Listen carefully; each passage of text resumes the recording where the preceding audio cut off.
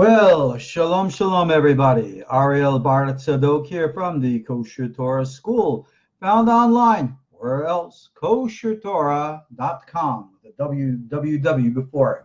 Anyway, always having fun with my computer.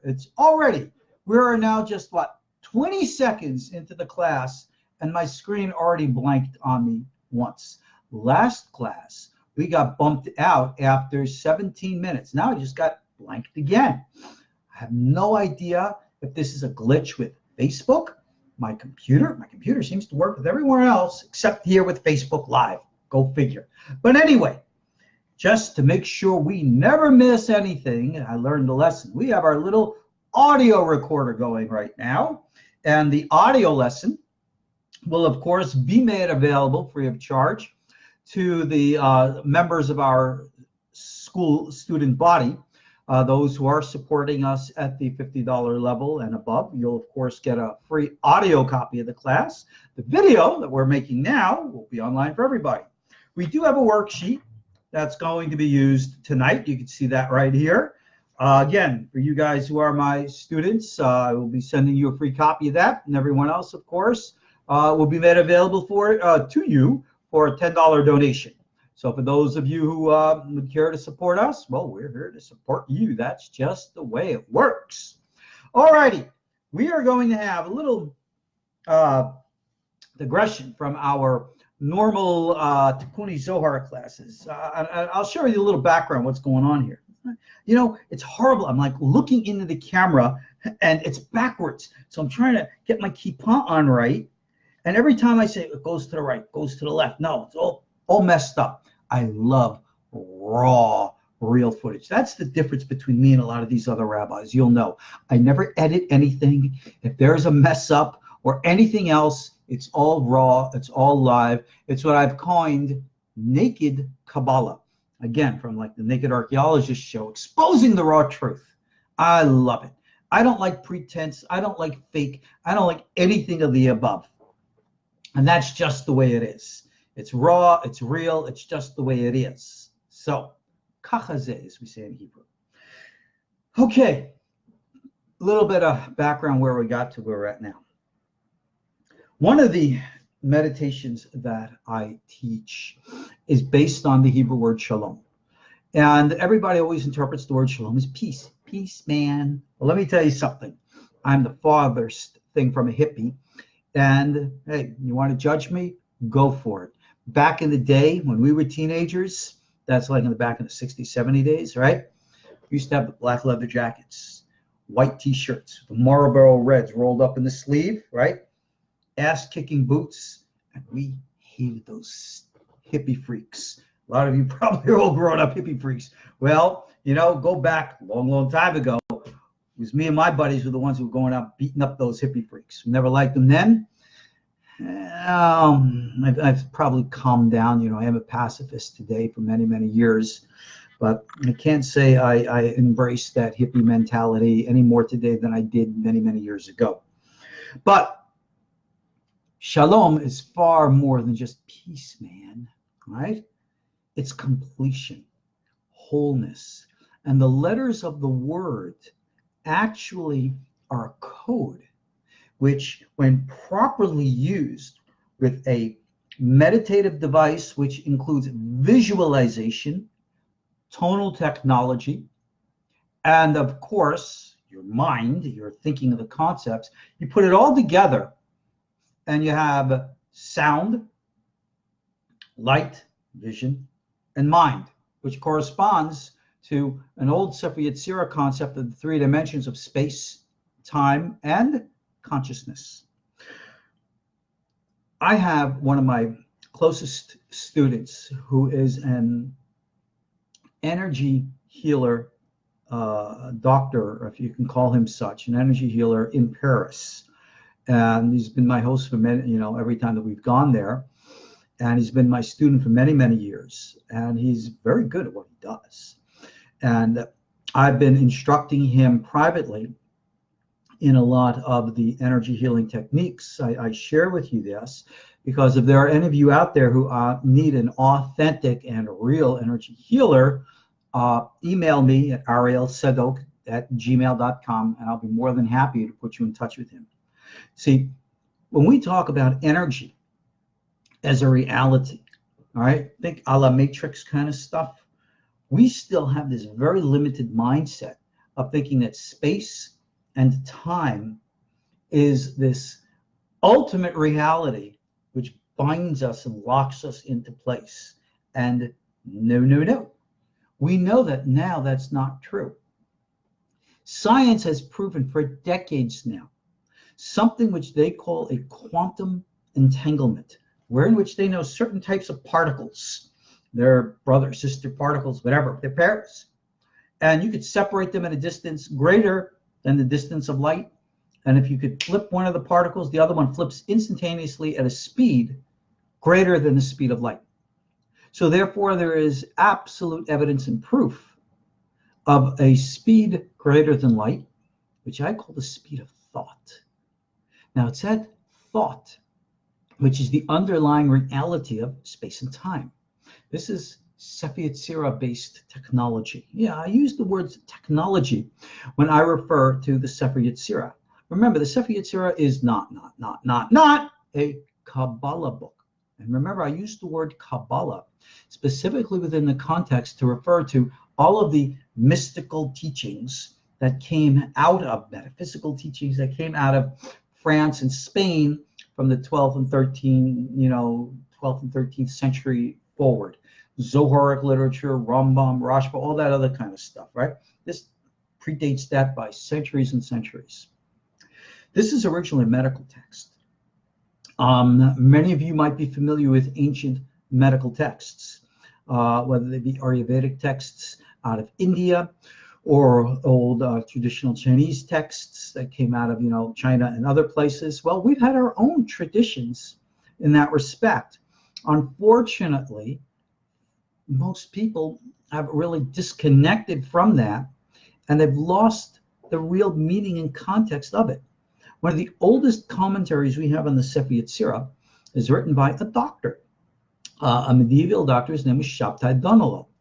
And I just lost my picture here on my screen. So go figure what's going on here. Again, I've always had major problems here with this Facebook Live on my computer. I don't know who and what, why, where, but we're recording and we're here. And regardless of the camera, like I said, I don't need to see myself. All you do is need to see me. So moving right along. Shabtai Donolo was a doctor. He wrote the first understanding, the first commentary, one of the first, on the Sefer Yetzirah, and explained specifically it's a lot of its medical functions. And also, I see no comments or anything on the right side of my screen here. Again, I'm having glitches with Facebook. The Rabbanit is going to go and get me earphones so I can see things, but I don't need to see them right now. All you need to do is with me focus on what I'm going to teach you now.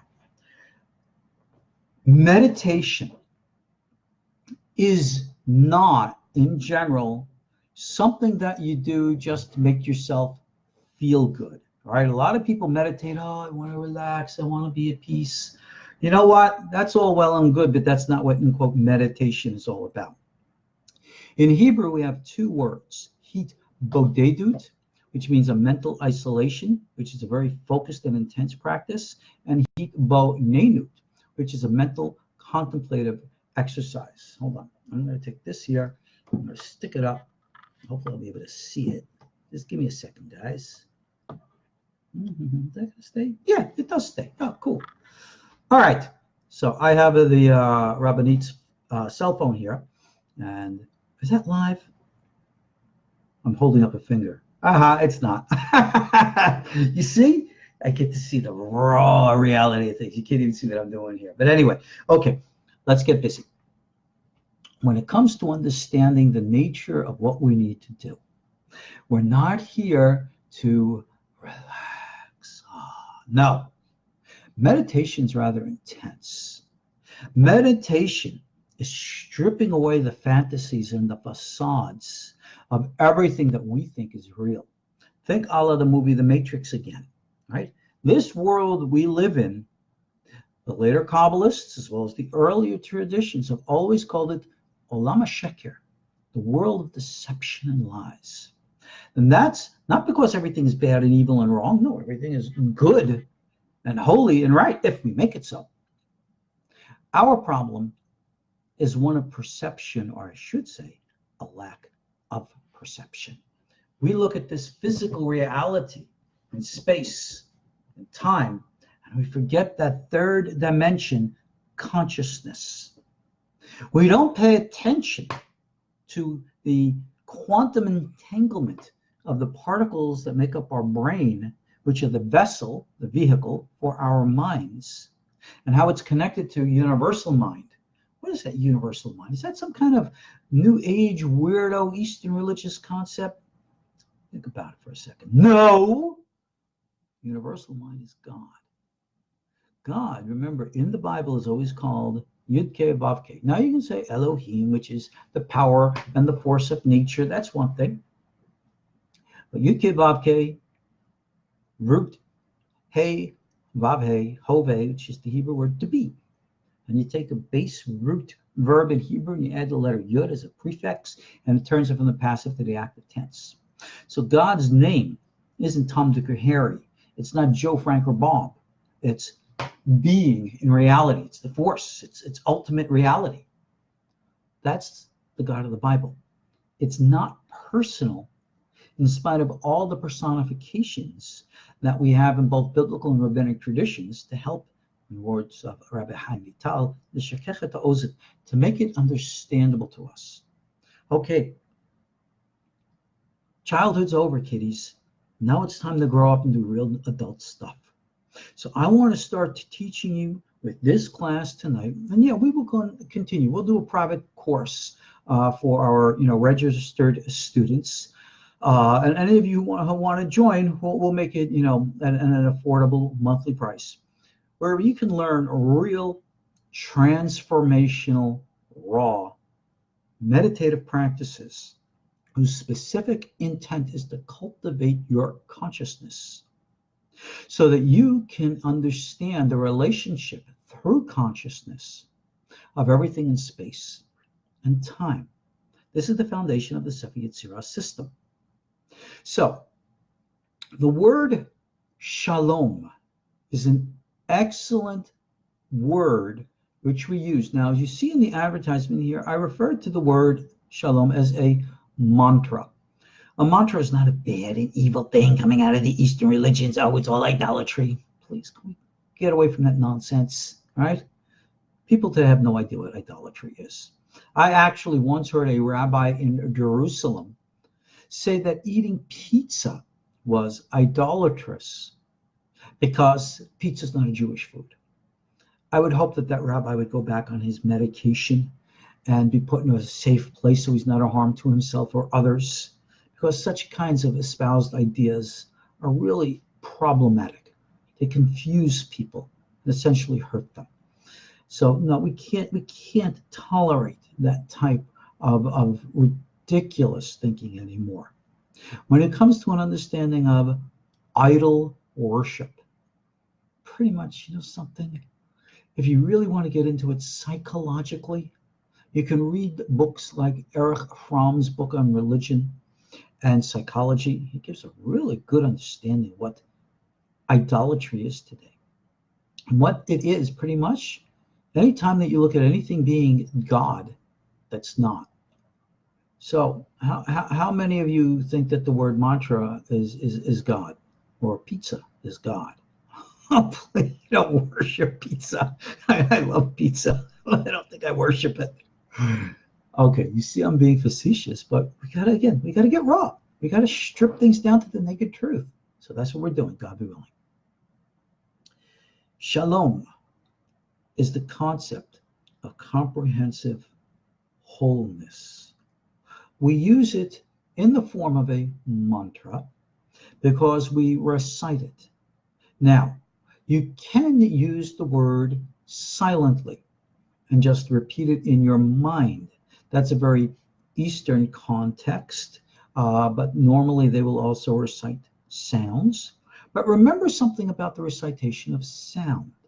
Sound has to be recited in a specific way so that the tonal effect of your voice will actually have an effect upon your body physically, and thereby your mind psychologically, even chemically. Right? Shalom is comprehensive wholeness. That is correct. So, if any of you really want an example of what real chanting is supposed to be like, the way that it was done by like the Levites back in the days of the temple, well, there's only 2 examples that I know of today in which are even close to it. One of them is actually the Buddhist meditations that I've seen with the Dalai Lama, because they really know how to get that bellicose, real deep sound when they channel it. And also Mongolians. The Mongolians have some kind of a deep throat type of singing. The Rabbanit has shown me some of this stuff on YouTube. And yeah, it gets very, very deep because the tonal nature of the application of sound has a vibratory effect, I assume, on the brain, but clearly on consciousness. So in biblical times, if and when we would go into the temple and you would hear the Levites singing, they weren't singing like some, choir of children like we hear today here in the West or in Israel. La, la, la, la, la, la, la. Nothing of the kind. It was a very deep, tonal type way that, in all due respect, I can only imagine what the Psalms must have sounded like. It would have put anyone into a hypnotic trance to have just heard how it sounded when you walked in. Man, the other night, the Rabbanita and I, we went to see one of the wrestling. I haven't been to wrestling since before the Rabbanita was born, and it was an entertaining show. While we were in Vegas, we saw one of the shows there on the Strip, and I was juxtaposing one show to the other, saying, "Gosh, they're both as orchestrated as one to the other." And I kind of wondered how many people in the audience recognized that they were actually just watching a show. Well, when it comes to showmanship, all right, that which is not real, many people come to a whole bunch of stuff and they create all kinds of showmanships, which again reinforce that which is not real. When we want to talk about shalom and the recitation, it has to be very, very real. So when we went into the temple, not the first temple, because I don't know if the second temple had this, in the days when the Levites would chant, calibrated with the energy, an active, pulsating presence of the kavod, the Shekhinah, it created a real song and dance, boy.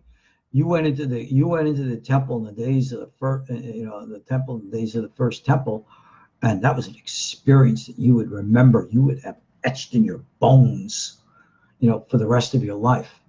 People think that we can recreate that today. All you gotta do is rebuild the temple, and poof, magic is gonna happen. Yeah, ain't gonna happen.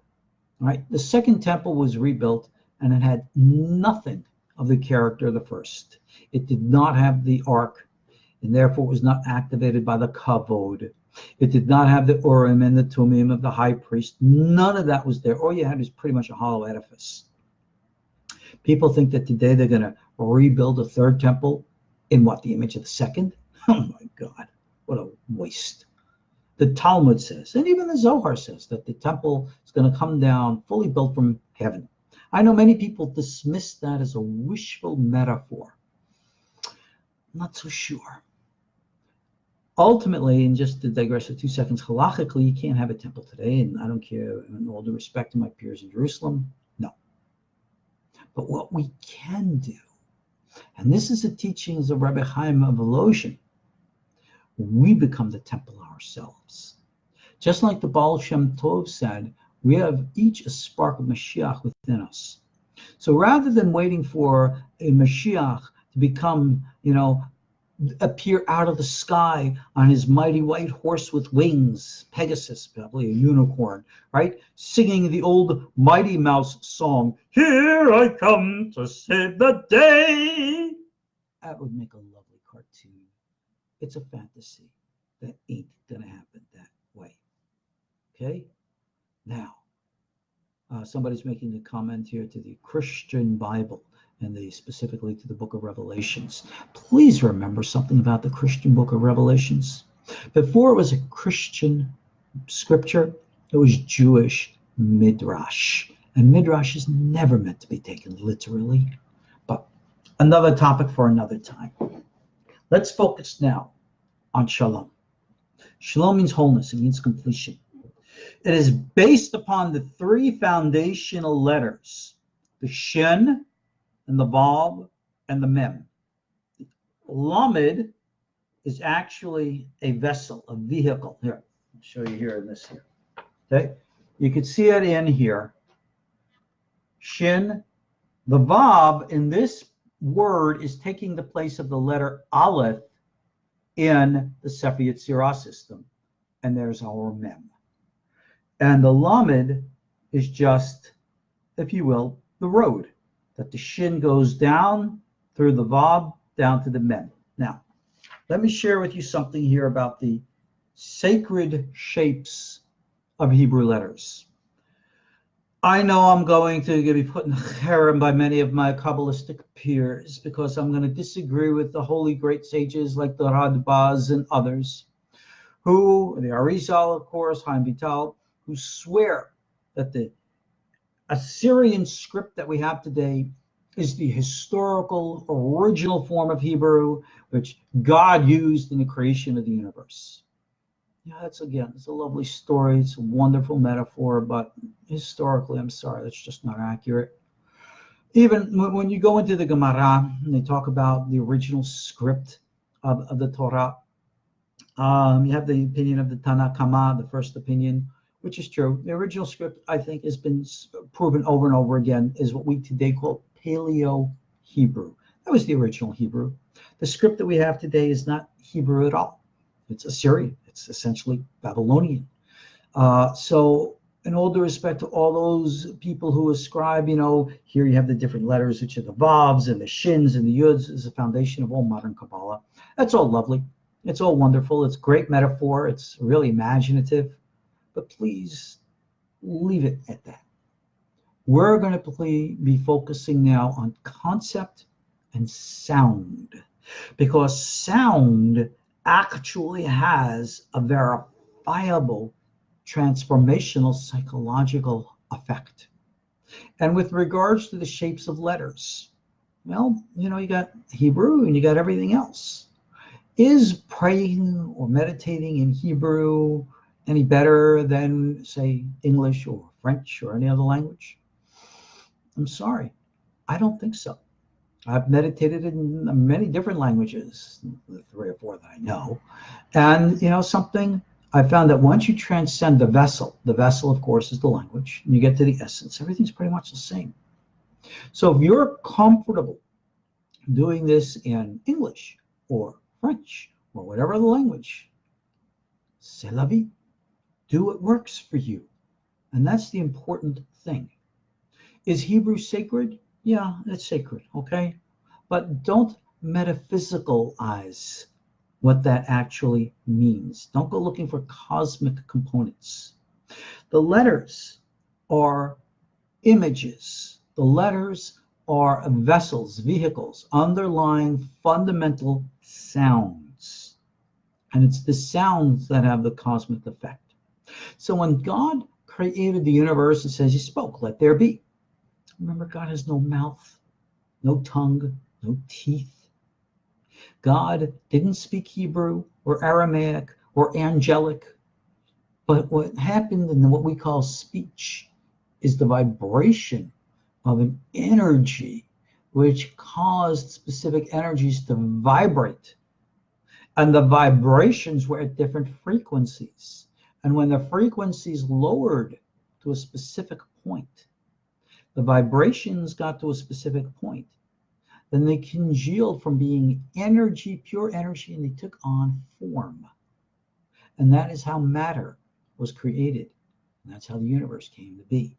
It's the best I can explain physics. Remember, I'm not the physicist. Okay. The three foundational forms in the Sefer Yetzirah, the three letters Aleph and Mem and Shin. We've covered this in our Sefer Yetzirah course. It's available for those of you who want to take it. In our word, we have Shin and the Vav and the Mem. The Lamed, like we said, just serves as a vehicle. So, the technicality of how this is done, I'm going to try to actually give you a chant of it. I'm not really the best. I'm certainly not prepared and, gargle my mouth. But Shin corresponds to the power of mind. You want to get Sifirot Bina, but it includes within it, symbolized by the three prongs. That's modern. Yeah, I know that's modern, but don't worry about it, okay? We said symbolisms, remember? So it symbolizes the mochin, the brains, the keter, the chokhmah, the bina, all together. Shin is the power of the mind. It's like the power of fire that crackles, that burns, and ascends. Okay? The Aleph, or in this place, is the letter Vav. We're not pronouncing the Vav as a letter, actually. We're pronouncing it as a vowel. And that respect, just like the Aleph has no sound other than a vowel, the Aleph and the Vav are here interchangeable. The vowel is here called a cholam, an O sound, and that's how we're using the word O, the Vav, Shalom. Okay, so if you have the Aleph with the cholam on top of it, that represents actually the Sefirat Tiferet, which is directly under the mochin. It represents air. Oh, coming out of the essence. And then we end with the Mem. Mem, power of the earth. Mem, water. Mem, mother earth, and all the rest of that stuff. So you have the power of the mind represented by the Shin. You have the lungs, the air, the heart, the Tiferet, represented by the O, which again, same as if it's an Aleph. And then the Mem, the form, the body, right? The Mother Earth. Now, in Hebrew, we have what's called 5-level soul. We're going to talk about 3 levels. Whenever we're talking about a soul, we're talking about levels of consciousness. So when we talk about a nefesh soul, a ruach soul, a neshama soul, we're talking about nefesh and ruach and neshama consciousness. Being conscious of your physical self and the physical environment, that corresponds to nefesh consciousness, corresponding to that letter mem, right? Many will call that the chi. Having emotional consciousness, in which you have complete balance and harmony emotionally inside within the heart, that's ruach consciousness. That is here. And then, of course, balance and harmony in the mind, that's neshama consciousness. Neshama, of course, is called the higher self. So, conscious mind that you and I deal with every day, we represent by that letter mem, nefesh consciousness. The vav, or ruach consciousness, we have all that emotional stuff. Psychology, we call that your subconscious. That's the place you have all the emotional turmoil, which you repress down. Then the deepest level within is the unconscious. It's the higher, pure mind. The word shalom serves as a mantra to bind within our minds, within our bodies, within our souls, all these things together as one. That is the harmony that we seek. So this becomes an active form when which we contemplate, is specifically designed to, again, calibrate within us, have a sense of quantum entanglement between all of our different levels, harmonize them, balance them, and allow us to channel. The whole purpose of Torah and the mitzvot and ma'asim tovim is to develop our psychic abilities, clairvoyance, ESP, and all the rest. That's what it means to have what we call in Hebrew Ruach HaKodesh. Every one of us can have it. All we got to do is exercise. Rabbanit and I, before we came to class, we just got back from the gym. What do you think we do at the gym? Lift weights, do work, right? Because you want to have a strong body. If you want to have a strong mind and a strong soul, you got to also exercise. These are the exercises that we do. Now, it's up to you to choose whatever the heck you want to do with your life.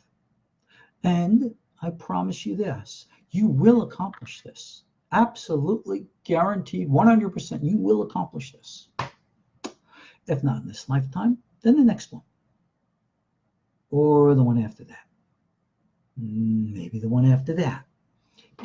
Give it another 1,000,000 years or so. We'll all get it together. Don't worry about it. You want to hang around, and come reincarnated for the next 1,000,000 years to get it right. That's your choice. Me, I'm a little bit more efficient than that. I'm going to try to get it done now. That's me. And now this is for you. Shalom.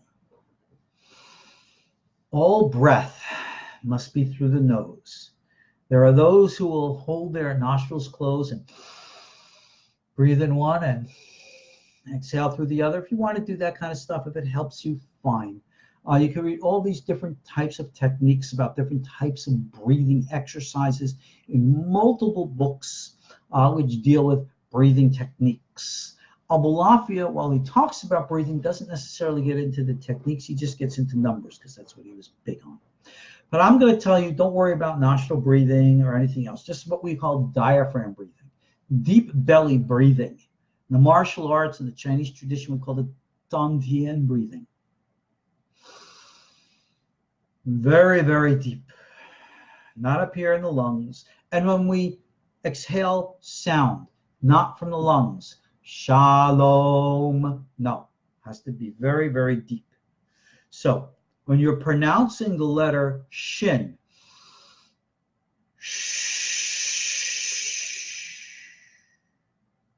has to be very deep. The Lamed is very quick. La, and then you go automatically. You got past the La in a minute, and you're in the vowel, right? Sha, lo, shal, shal. And now you're in the Aleph or the Vav, which is again the O sound. Oh.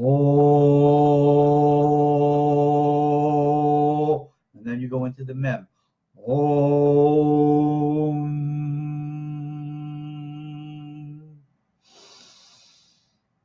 Inhale. Hold it. Relax.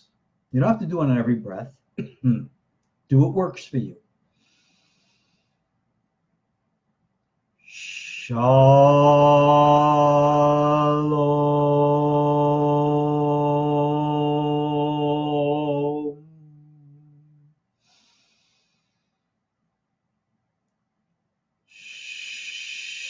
Shalom.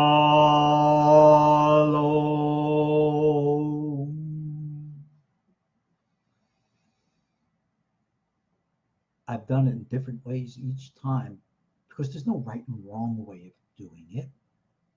It is what works for you. Just get it down here. Feel the vibration. I feel lightheaded when I do that, okay? Nice deep breath. Try to breathe out through your nose as well. I'm just doing that so I can talk to you. Shalom.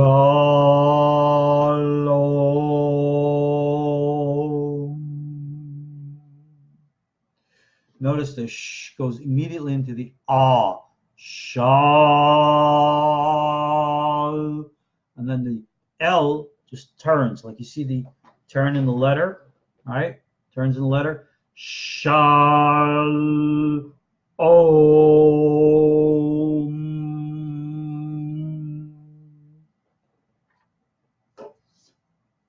That's the technique, how you do it. Now, as I'm sharing with you this technique, take the time, even as you're listening to me now, practice this. All right. Somebody says, how about a breath for each letter of the word? If that works for you, fine. I personally don't like that because I like to focus on the whole. I know a lot of people who break up things and go, shh, oh, oh, Hey, if that's what works for you, go for it. Remember this. Please hear me. There's no right and wrong way of how to do this other than what is right and wrong for you as an individual. The point is not the correct form, but connection with the proper essence. So whatever you do that's going to work, that's what you do. Good, David. David's the one commenting here. Okay? I do this all, like I said, in a single breath. I got an academic question here. Was the Proto-Hebrew alphabet of a different order of letters? Rob, to the best of our knowledge, the Proto-Hebrew alphabet is pretty much the same today. I think that there might have been in Proto-Hebrew a switching in the order between an aleph, an ayin, and pay. I think I heard that somewhere. You can check that out. But yeah. Now, I have seen a lot of people twist and turn things to try to make things fit their own personal interpretations of things. You know something? That's just so ingenuine to do. Please don't do things like that. And you could say, yeah, I got the revelation from Elijah. You know, let me tell you something. Eliyahu Nabi, we had lunch today. Mashiach had dinner with him last night. And Michael and Gabriel, Raphael and Ariel, they're coming over tomorrow with me. We're going to be 5. We're going to go play basketball together. Really? Do you really? Please recognize that I'm joking with you, okay? And I'm trying to be facetious to help you recognize that whenever you hear people say, this one spoke to Eliyahu, this one, that, this is all internal experiences. It's not for me to denigrate all of your holy beliefs about your sacred leaders. But I just want you to get, again, raw truth. Remember something. Let me put things into a little context, okay? In spite of the fact that I might look younger than I am, I'm an old guy. I've been around for a long time. I was in Jerusalem in the 70s and the 80s. I sat with Rav Kaduri, and I knew him personally. I sat with Rav Sharabi, and I knew him personally. I sat with Rav Adi Yosef, I knew him personally. Been with Baba Sali. I knew these people personally, some intimately. And I will tell you how they had their revelations and insights, because I was there when they did. And no beings of light would come down through the ceilings and appear. You know, it's really great in a movie. And I used to think that that's the way it was supposed to be. Remember in Star Wars, when Luke sees, you know, the glowing, glittering Obi-Wan Kenobi? Yeah, we believe in that kind of astral body. We call it in our tradition the Halukah Derabanan. But my Rebbes and I, if we've ever seen anything like that, it was with our eyes closed, not with our eyes opened. Never that you would walk into the room and you'd see a glowing, twinkly guy standing there, and you go, "Oh, who's that? Oh, that's Eliyahu. Hey, man, how you doing, Eliyahu?" "I'm doing all right. How are you?" Right? No. Remember, these things happen in consciousness, and that level and realm, we call the mind, call it astral, call it whatever, but it's not physical. And that's the mistake that ultimately people make. So we're dealing here with shalom. You are tapping into a deeper dimensional reality, which, in all due respect, is the ultimate reality. And being that each one of us is like a spoke that goes into the center of the wheel, each from a different point, each from a different perspective, everyone's experience is different. That's a point that Maimonides makes in the Laws of Prophecy that's discussed in Yesodei Torah. It's a class we have available on our KosherTorah, school website. Go check out the course. Isaiah and Ezekiel. They're both ascending. They see things different from one another because they're different individuals. That means two things for you and me. Number one, the technique that you're going to use, how you want to apply this shalom. It's up to you. You're going to find the way that works for you. So if you want to just sit there quietly and repeat the word shalom in your mind over and over again, cool and groovy. If you just want to sit there and you say shalom, shalom, shalom, shalom, shalom, shalom, shalom, fine. That's what works for you too. Or if you're anything like me, shalom.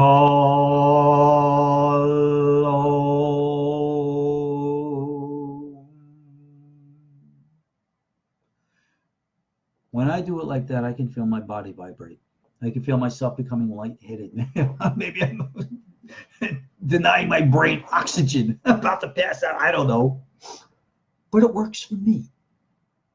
And when I go into a state like this, I can go off into a trance, half asleep, half awake, and I start having dreams, visions. You decide. And I see things, and my dream visions are very, very vivid, very detailed. I've actually been rather revelatory, and I've shared some of them. I published them as the last section of my book, Walking in the Fire. If you have the book, go check out that last section. I share with you some of my visions of the night. Is any of it real? It's real to me. What's the definition of reality anyway? I remember the time when I had my vision, my meditation with my sacred sword. And yeah, I really actually have a sacred sword with holy names on it and all the rest.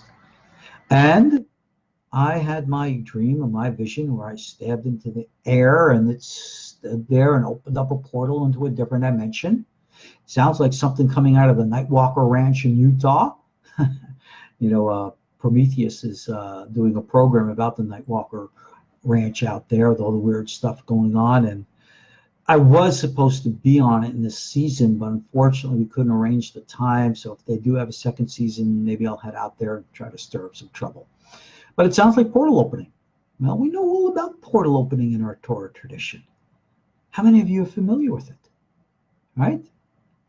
What was his name? Brian Herbert, the author of Dune, he certainly was aware of it. He named his Messiah character after our Hebrew term. He called it a Kwizat Hadarach.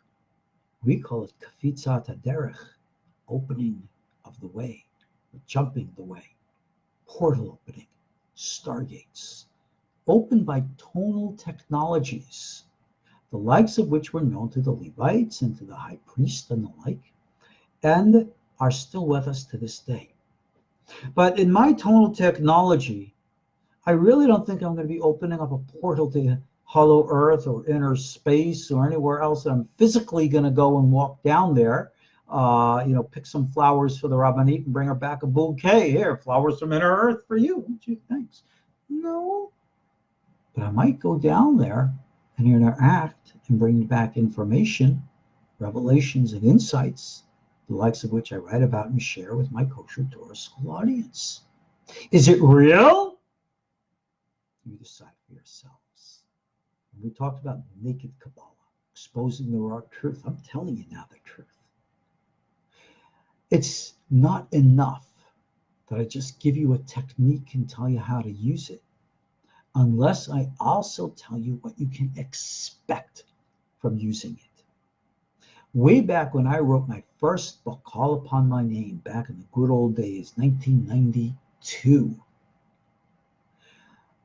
I was at that point in my life when I was just beginning to have the clarity of the conclusions of the experiences that I've been practicing for 10 years. And I wrote about it, even back then. Because all too many people are practicing all too many things, and they're expecting sound and light show types of things, because that's what we read in books. Forgetting that these books are midrash stories, and never not meant to be taken literally. Ezekiel's chariot vision. It says right there in the beginning, I was in the spirit. The hand of God was upon him. That means that what he saw was what, again, we would call an astral vision. If you and I were to be walking down the river Kabar, we would see this young guy sitting there on the side of the river looking like he's like totally freaked out. We wonder what he might have been smoking in modern days, looking up at this guy, oh. You look up there, what the hell is he looking at? Right, he thinks on some kind of drugs. He saw the astral vision. Okay? I've seen Rav Sharabi in my day in that kind of state. I've seen Rav Kadori in my day in that kind of state.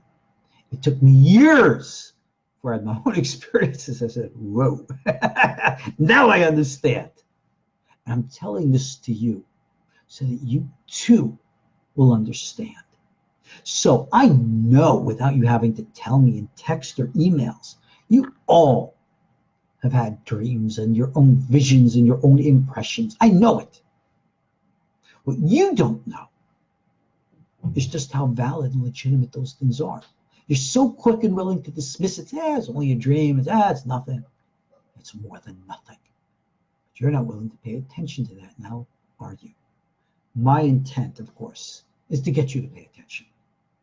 As you know, we're in the countdown to Rosh Hashanah.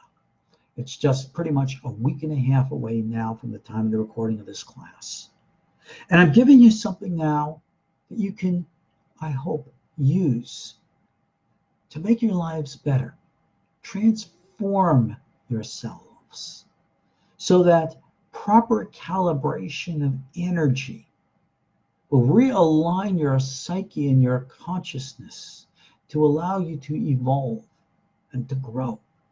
And as you evolve and grow internally, changing and shifting your energetic patterns within you, it will shift the energetic patterns of your life.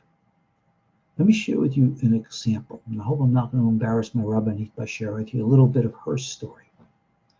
My Rabbanit prayed for years and years. And she says, this is the type of man and husband that I want. And she would tell me how she focused with absolute intensity, visualizing almost like a tulpa in the mind. That was the foundation of like a goal, creating the reality. And she had the entire concept in her mind, what she wanted as a husband. And we met, and she's like, oh my God, you're exactly. She was stunned. I mean, I wasn't thinking like this, but she was. And I said, you created this. And you got what you created. Abracadabra. Remember? So, let me share with you about my Rabbanit. If she can do it, so can you. I've been trying since we've gotten together, drag her on the camera here and have her be a teacher in her own right. She still feels that she's not ready for that. I believe she is. And I will yell and fight with her until she takes her place, her rightful place. But I will tell you, I've learned from her that power. I tell her, right? And she's listening. She's right off camera listening to me now. I said, when it comes to prayer, I said, you pray. I said, God doesn't listen to me. He certainly listens to you. And I'm in amazement of that power. Because it's not like God likes her more than me or any of that other kind of myth. But she has the focus. And it doesn't have to be magical. It doesn't have to be based on years and years of training. It's her nature to be raw and intense and focused. She's like hypersensitive. So she focuses on things and she can create that reality. I've seen it happen over and over again. She can do it, you can do it. That's the way, yeah, I know. Can't wait for the Rabbanit to teach. I know. You know something? You'll email. I'll pass the emails on to her. Hopefully enough will build up a momentum and get her on camera here. But anyway, Shalom. This is a concentric whole. The Shin is the Neshama consciousness, that higher self. Shh.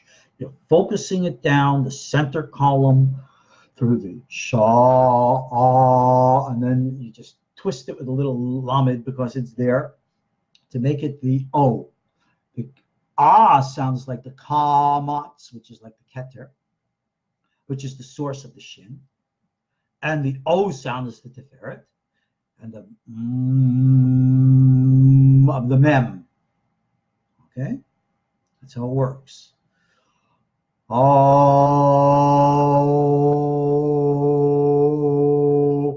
bring it all together. Shalom.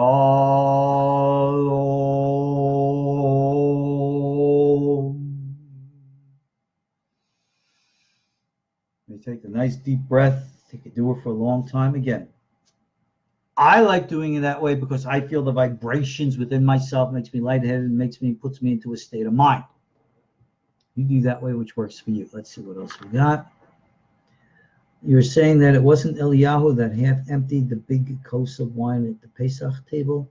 Ori is saying here that half of his cup, on the Passover table in the Ashkenazi tradition, they have a fifth cup of wine that they put for Elijah the prophet. And Ori's telling me that he found that half of his cup was empty. Ori, yeah. Who drank that half a cup, Ori? Mm-hmm. Yeah. Sure it was Eliyahu. Wink, wink. And that half a cup of moonshine on my table. And that half a cup of arak at someone else's table. Yeah, they're all drunk by Eliyahu Hanabi, I'm sure. Yeah. All right. Enough silliness. You understand the technique. You understand what you need to do and how to do it. Again, if you are one of my monthly supporters at the Kosher Torah School, I'm going to send you a copy of this instructions worksheet. And of course, I'll send you the audio copy because you're there for me, supporting me. I'm here supporting you. For the rest of you guys who have other financial commitments or obligations elsewhere, or we've not been found worthy to receive your financial support, well, I'm going to make it available for you anyway for a small donation. We thank you for your support. So at this time, being that my machine, God bless me, is totally blanked on Facebook here, I do have through the Rabbanit's phone here. So if you have any questions, now's the time to ask. So the Rabbanit uses the Shalom to draw you from her super consciousness into the D, manifest reality. Yeah, that's what she pretty much tells me. She says that she brought us together, and I'll tell you something. That the nature of that which we have is pretty intense. So there's something real to that. So yeah, what can I say? And this is from Shin to Mem, right? From Shin to Mem, it's the path. Remember, Shin, Neshama, focused consciousness. The O, Tiferet, Ruach consciousness. The Mem, Nefesh consciousness. Okay, going from mind to emotion to form. Shalom.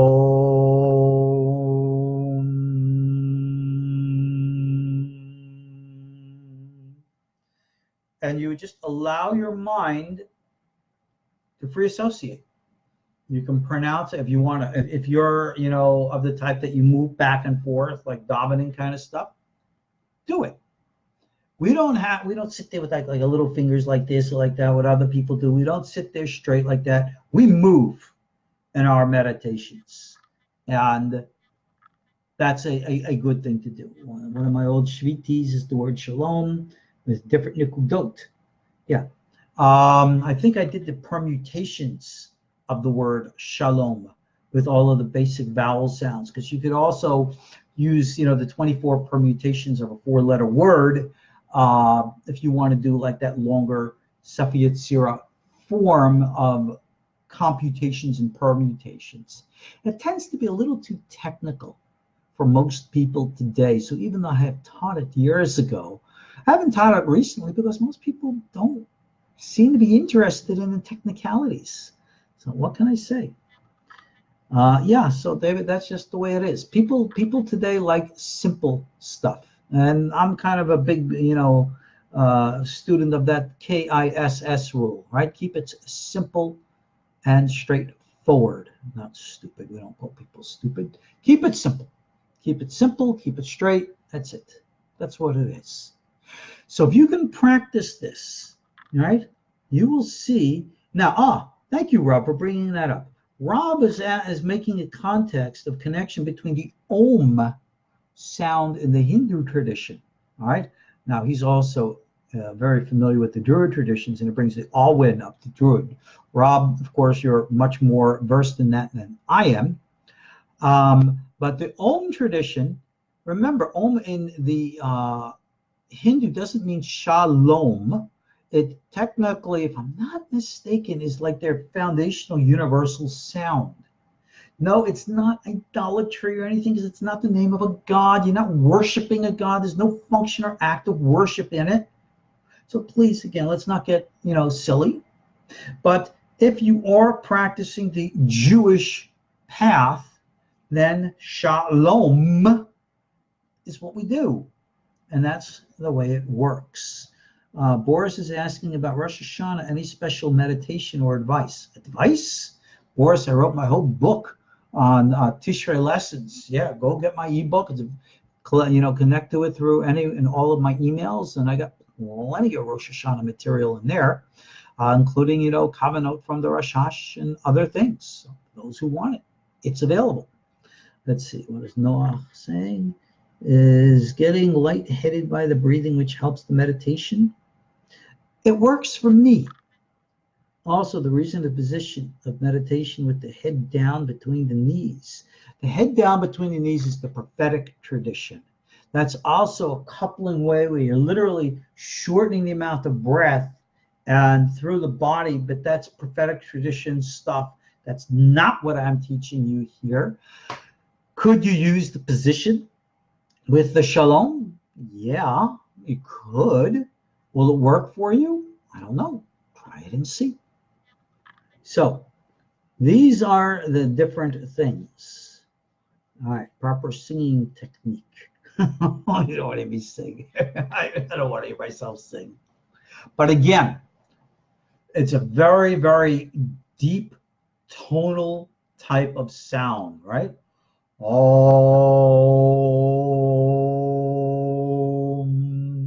Shalom.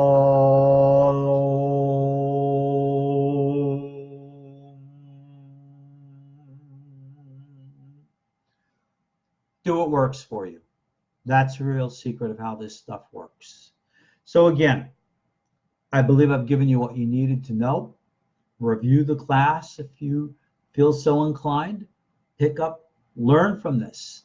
Because as you do this and you contemplate the connection of all the different levels of consciousness, and you allow your mind to free associate, have your own visions and dreams, allowing through the sound and its vibration in you, a tonal technology, to allow that unconscious to pierce your subconscious, to start to balance all your inner garbage and stuff, to get rid of it, so that your conscious one can be a conduit for the unconscious psychic development. And that's what it's all about. Take this seriously, practice it, and like in the gym, practice makes perfect. All right, no pain, no gain. You got to do it. You want to make it work.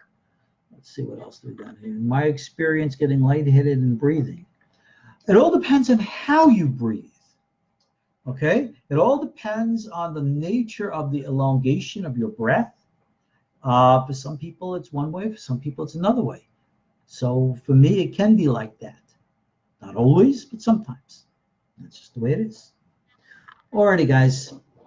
Let's call it a night. I want to thank you all for joining me tonight. Again, I will have this video online. So those of you who want to learn, again, if you want a copy of the worksheet, which reviews everything in printed form, I will have that available through a link for a $10 donation. And thank you for your support. And again, my monthly supporting students, remember, we've got audio classes coming for you. And thanks for your support. And again, at this Rosh Hashanah period, I hope that you guys would find us to be of value, that we're worthy of your financial support. So thank you. Thank you all for listening in. Thank you all for being here. Let's call it a night. Thanks all again. God bless. Good night. Shalom.